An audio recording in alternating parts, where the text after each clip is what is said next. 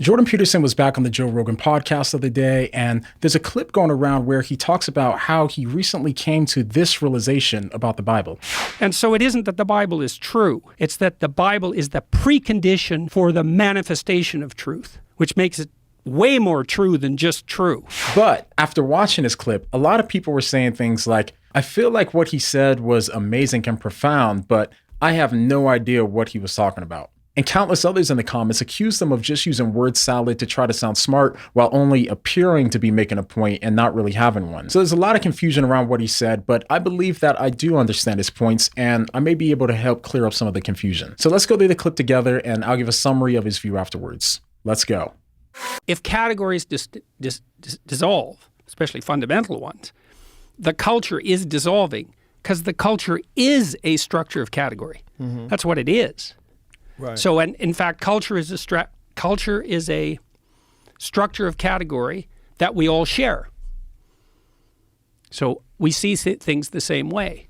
Well, that's why we can talk. I mean, not exactly the same way, because then we'd have nothing to talk about. But roughly speaking, we have a bedrock of agreement. That's the Bible, by the way. So I just walked through the Museum of the Bible in Washington. That was very cool. It's a very cool museum. So the structure, that's what the Bible Yeah, it's what provides. I figured out. I just figured this out this week. Okay, so I was waiting for Joe Rogan to ask for clarity because I'm sure that he had no idea what Peterson was talking about here. Huh? It took me a minute to put it together as well, but what he's talking about is how culture is falling apart because in order for us to communicate with each other, we have to see things in a somewhat similar way. And at its foundation, our culture shares some fundamental ideas and language, and that's what keeps us all on the same page so that way we can communicate with each other. So Peterson is arguing that communication is getting harder because those shared realities are going away, like with gender, for example. If we no longer have a shared understanding of what it means to be a man or a woman, then we start to lose the ability to communicate with each other by using ideas and language at a basic level. So that's what he was saying there. And then he goes on to say that the shared foundations of our Western culture is the Bible. But as we'll hear, he doesn't make this argument in the way that you'd probably expect. Listen how he starts to make his case for that claim. So it was a cool thing to walk through because it's chronological. They have one floor, which is the history of the Bible. But it's not exactly that. It's really what it is the history of the book. Now, in many ways, the first book was the Bible. I mean, literally, because at one point there was only one book. Like, as far as our Western culture is concerned, there was one book. And for a while, literally, there was only one book. And that book was the Bible. And then before it was the Bible, it was it was scrolls and it was writings on papyrus. But we were starting to aggregate written text together.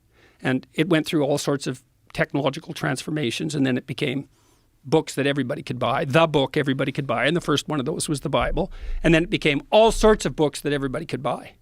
Okay, to pause right there real quick. When he says that the Bible is the first book, he seems to mean that it was the first book that was printed on the printing press. The Bible was the first book ever to be printed on the printing press, distributed, and sold. So when he says that the Bible is the first book, he definitely means that, but he also means more than that, which he doesn't articulate on quite yet. So, got it? Okay, let's go ahead and hear how he continues his argument. But all those books, in some sense, emerged out of that underlying book. And that book itself, the Bible isn't a book, it's a library. It's a collection of books. And so what I figured out was, partly because I was talking to my brother-in-law, Jim Keller, who's the world's greatest chip designer and has now designed a chip that's as powerful as the human brain, which is optimized for artificial intelligence learning, by the way. And so I talked to him about that. He said, "You heard of the internet?" I said, "Yeah, Jim, I've heard of the internet." He said, "This is way more revolutionary than that." So in any case, we were talking about meaning in text because we were talking about translation and the problem of understanding text. And Jim said, the meaning of words is coded in the relationship of the words to one another.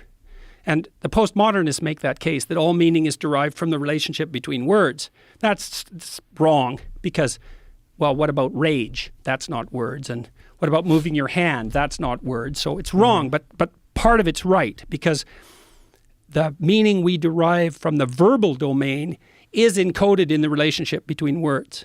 Okay, so his brother-in-law is really just saying that in order for a word to mean something, you have to put it together with more words. So in other words, the other words provide the context for understanding what a word means. Then he goes on to say how some people believe that meaning can only come from words and sentences, but he argues that they're wrong since rage or moving your hand up in the air has meaning and isn't communicated through words. But he's saying that this is true when it comes to communicating through words, and that's really the point that really sets the stage for the rest of his entire argument. So now then you think, well, let's think about the relationship between words. Well, some words are dependent on other words. Some ideas are dependent on other ideas. The more ideas are dependent on a given idea, the more fundamental that idea is. That's a definition of fundamental. So now imagine you have an aggregation of texts in a civilization. You say, which are the fundamental texts? And the answer is the texts upon which most other texts depend. And so you'd put Shakespeare way in there in English because so many texts are dependent on Shakespeare's literary revelations. And Milton would be in that category, and Dante would be in that category, at least in translation. Fundamental authors, part of the Western canon, not because of the arbitrary dictates of power, but because those texts influenced more other texts. And then you think about that as a hierarchy, okay, with the Bible at its base, which is certainly the case.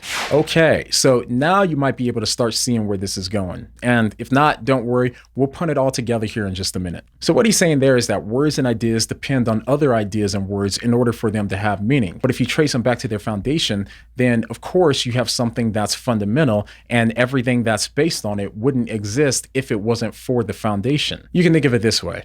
For example, you can't build the attic to a house up in the sky. Without a foundation first, the attic can't be built. So what Peterson is saying is that the Bible is the foundation in which most of all of the other literature in our Western civilization was built because it's the most foundational.